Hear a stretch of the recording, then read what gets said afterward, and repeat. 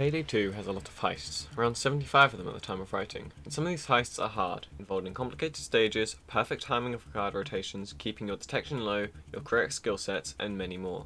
I'm not a master of them, I don't claim to be, but I'm trying to.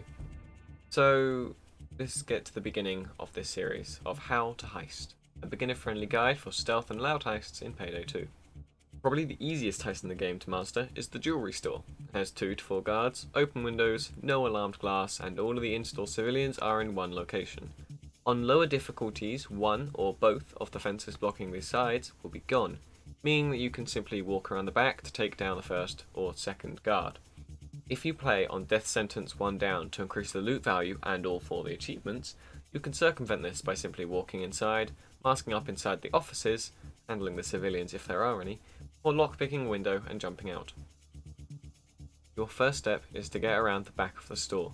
The next step is to kill the guard or guards around it. Sometimes there is 1, most of the time there is 2, and while recording this, I found my first instance of 3.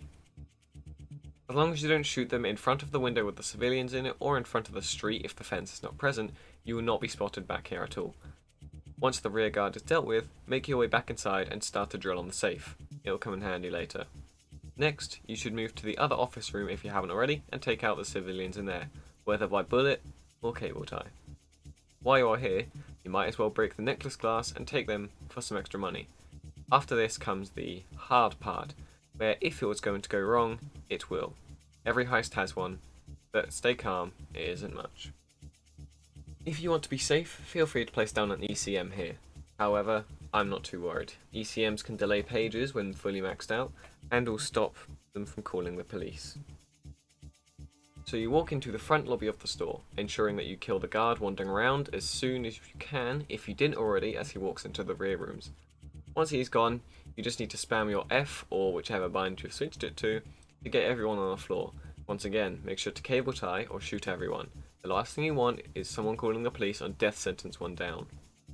Speaking of police, there's a chance that a cop car will spawn down the road, but that's okay as long as nobody alerts them. It's easy to get through the heist without them seeing you at all. Warning for you while you loot. On occasion, a civilian will walk past and see the hostages or corpses in the building. This turns into an issue but is solved like any others. No red markers, no danger.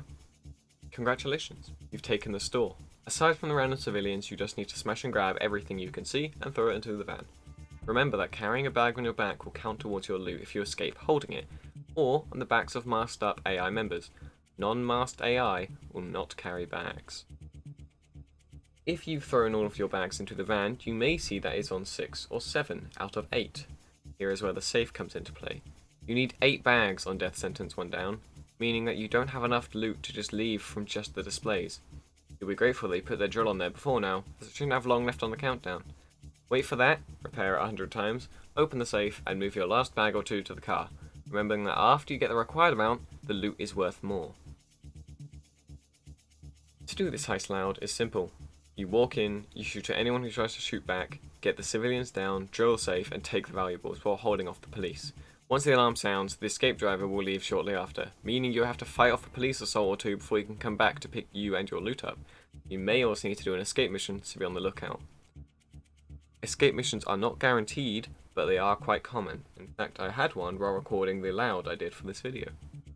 Overall, the jewellery store is the first heist for most people, including myself. It's small, simple, and has some good money behind it, even on lowest difficulties.